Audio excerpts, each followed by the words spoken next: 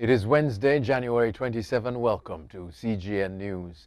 Barbados will go back into lockdown for 2 weeks, Prime Minister Mia Mottley announced Tuesday night.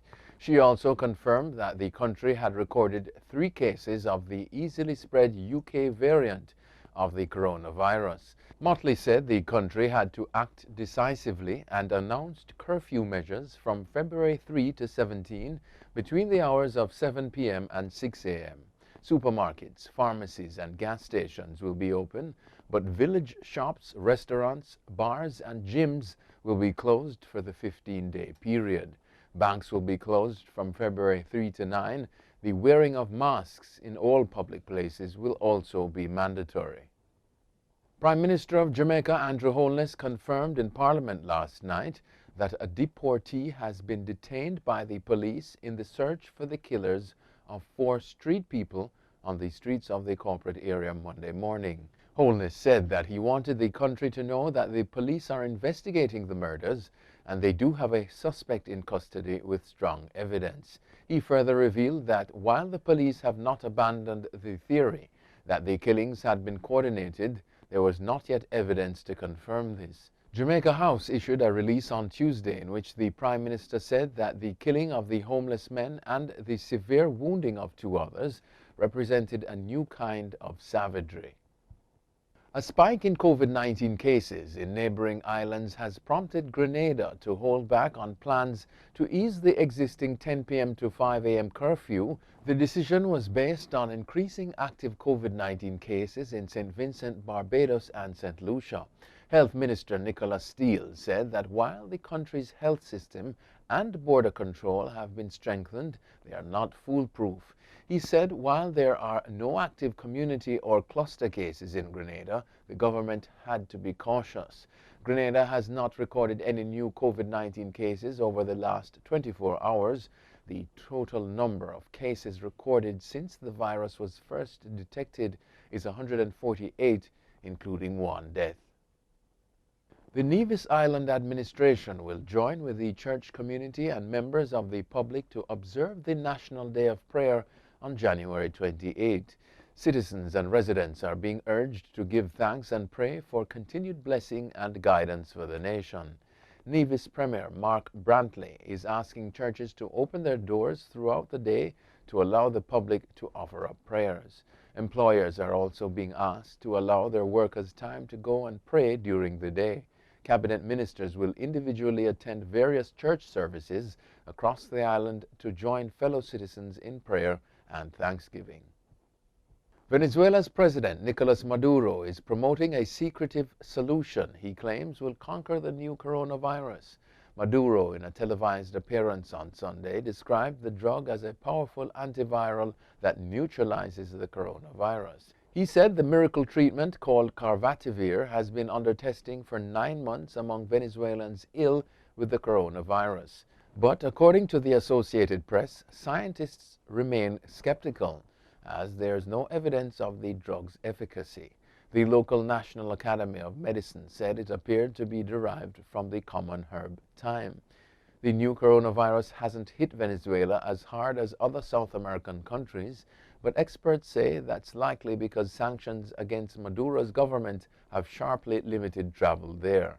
U.S. President Joe Biden has warned Russian leader Vladimir Putin about election meddling in their first call as counterparts, the White House says. The conversation also included a discussion about the ongoing opposition protests in Russia. A Kremlin statement did not refer to any points of friction, saying the call was, quote, businesslike and frank. Both leaders reportedly signaled willingness to renew the country's last remaining nuclear deal.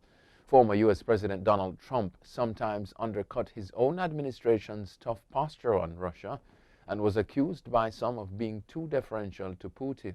In a first for France, 6 non-governmental organizations launched a class action lawsuit on Wednesday against the government for alleged systematic discrimination by police officers carrying out identity checks.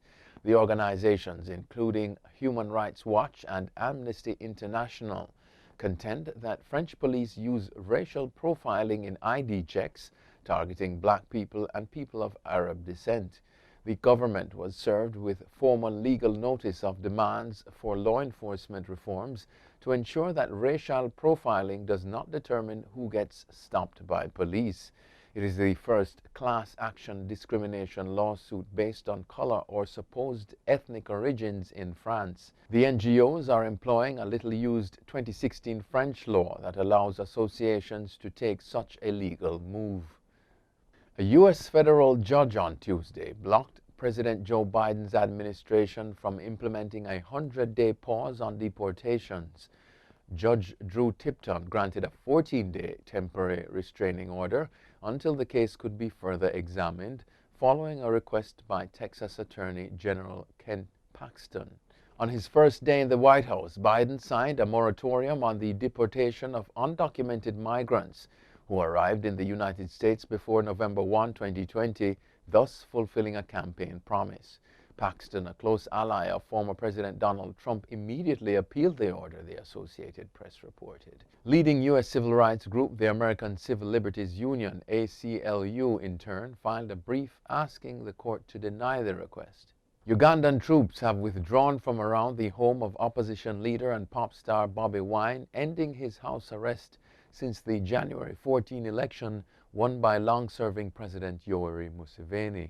The withdrawal of security forces, which the government had said were for Bobi Wine's protection, complied with a court order on Monday. The court had termed his confinement to house unlawful. A correspondent of Reuters news agency on the scene confirmed the move. Bobi Wine, 38, had been besieged at home since the voting in the presidential polls, where he rode a wave of youth disillusionment to challenge Museveni's 34-year rule. And finally, reports out of Florida in the United States are that the first private space station crew was introduced Tuesday. 3 men, Larry Connor, an American real estate and tech entrepreneur, Canadian financier Mark Pathy, and Israeli businessman Ethan Stibble, are each paying $55 million to fly on a SpaceX rocket. They will be led by a former NASA astronaut, Michael Lopez Alegria, now working for Axiom Space, the Houston company that arranged the trip for next January. The first crew will spend 8 days at the space station and will take 1 or 2 days to get there following liftoff from Cape Canaveral. That's it for CGN News. I'm Scott Wilson. Thanks for watching.